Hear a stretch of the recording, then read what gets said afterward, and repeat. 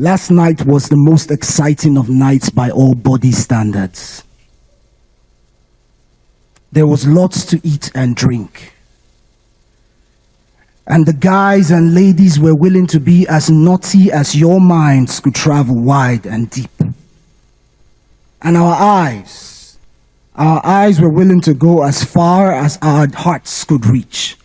Boys filling their cups to the brim.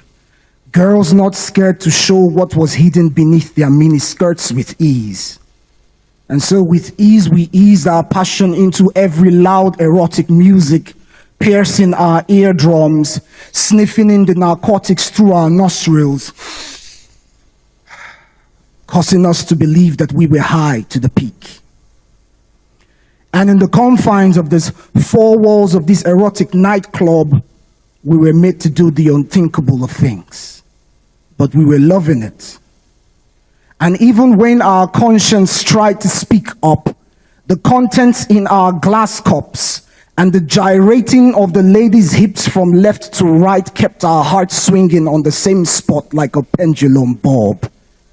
Indecisive. See, we were loving it. Precisely. Every bit of it. The wild partying, the drinking, the sexing. And in the morning came the next thing. And we all know what happens in the morning and the way it affects things. Because here you are waking up only to find a stranger by your bedside, her eyes tightly closed, fast asleep, her naked skin tucked in beneath your sheets. You try to remember what her name might be, because she told you on the dance floor 2 times, maybe 3. Could it be Felicia, Bianca, or something tribal like Yemi, Kemi, Tolu? You have no clue. You look ahead. On your shelf is her bag, and in it a card sticking out one of its edges with an inscription blurry. You find it difficult to tell what it is from a distance, but it looks too familiar. One you feel now tells your type 2 identity. Your heart starts to race faster. You try to reach out to clear your doubt, but your action is now cut short by her now slowly waking up. You see her sleepy eyes slowly opening up, looking at you, oblivious of what you were just trying to do. She rolls underneath your sheet, cleaves to your skin, her hand navigating its way seductively through your back, all the way to your chest. She pulls you to her breast, and then slowly pops out the word to the back of your neck. Baby. That was some night. Compliments that now all of a sudden feels like nails piercing your spine, because in her bag is a puzzle whose clue you must find. Now, eager to know the answer to what has roped you in this pool of confused you, ask the question. So tell me, what will you be doing today with the rest of your time?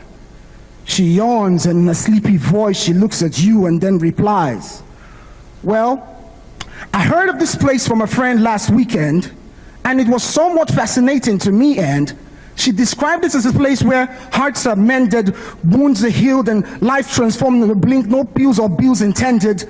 She also described it as a place where you can meet Jesus face to face, and how he can under his wings carry you from grace to grace, washing the most grievous sins away. I got an invitation card from one of its members the other day, and today being Sunday, I intend to attend. You can see the excitement in her face as she rushes for her bag, pulls out the invitation card, hands it over to you. You look at it, and to your greatest surprise, boldly inscribed, written on it, is the name of your church. Your whole world comes crashing in an instant. Like a bullet just pierced your forehead. Because this is your church.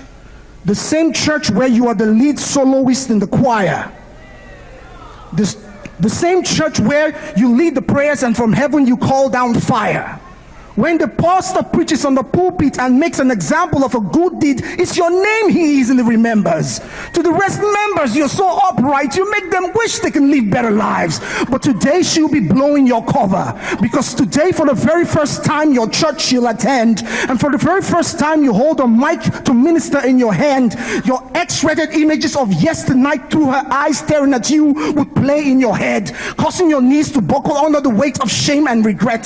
Today you would disappoint disappoint yourself, but most of all, you will disappoint her in the end, because she came here to see Jesus, but instead she saw you. She will try to resolve the similarity between the you standing right now and the you who willingly drank from the cup of the beast. She will listen to the pastor preach, but nothing will sink in, because every hope of her now being saved would have been blotted away by this walled up obstacle of hypocrisy that now stands as you. She will wait for the benediction, and then she will finally walk away, endorsing the phrase, all men are the same. You see,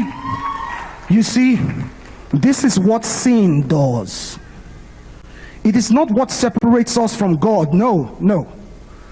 It is what helps endorse the phrase that God's grace, salvation, and love doesn't exist at all. Because when you say you are Christians and people laugh, it's not just your stupidity and hypocrisy they're laughing at in the end, but of Jesus' dying on the cross and the precious blood for which he bled. Now don't get this twisted. If you're neither hot nor cold, neither sheep nor goat, then you by yourself are the greatest mocker of Christianity all on your own.